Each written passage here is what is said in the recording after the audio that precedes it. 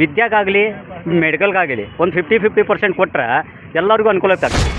ಈ private department ಏನು ಇದಾವಲ್ಲ ಸ್ವಲ್ಪ ಎಫೆಕ್ಟ್ ಆಗೈತೆ.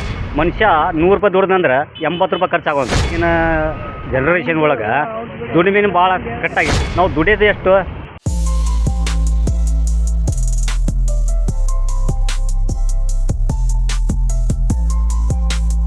ನನ್ನ ಹೆಸರು ನಾಸೀರ್ ಅಂತ ಹೇಳಿ. ಈಗ ನಿಮ್ಗೆ ಅನುಕೂಲ ಆಗೈತಲ್ರಿ ಈಗ ಸ್ತ್ರೀ ಶಕ್ತಿ ಯೋಜನೆ ಅಂತಾವೆಲ್ಲ ಸ್ತ್ರೀ ಶಕ್ತಿ ಯೋಜನೆಗೆ ಸರ್ ಅನುಕೂಲ ಆಗೈತಿ ಸರ್. ಮಹಿಳೆಯರಿಗೆಲ್ಲ ಅನುಕೂಲ ಆಗೈತಿ.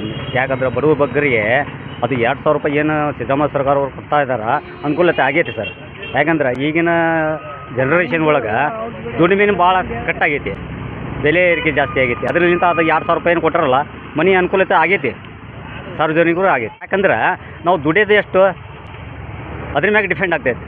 ಹಾಂ, ಮನುಷ್ಯ 100 ರೂಪಾಯಿ ದುಡ್ದಂದ್ರೆ 80 ರೂಪಾಯಿ ಖರ್ಚಾಗೋದೈತಿ. ಹೌದಾ? ಅದ್ರ ತಕ್ಕಂಥ ಅದು 2000 ರೂಪಾಯಿನಲ್ಲ, ಅದು ಏನು ಫ್ಯಾಮಿಲಿ ಮನೆಗೆ ಯೂಸ್ ಮಾಡ್ತಾರೆ ಹೊರತು ಹೊರಗೇನು ಯೂಸ್ ಮಾಡೋಂಗಿಲ್ಲ. ಹೌದಾ? ಅನುಕೂಲತೆ ಆಗೈತಿ, ಆಗಿಲ್ಲ ಅಂತ ಹೇಳಿಲ್ಲ.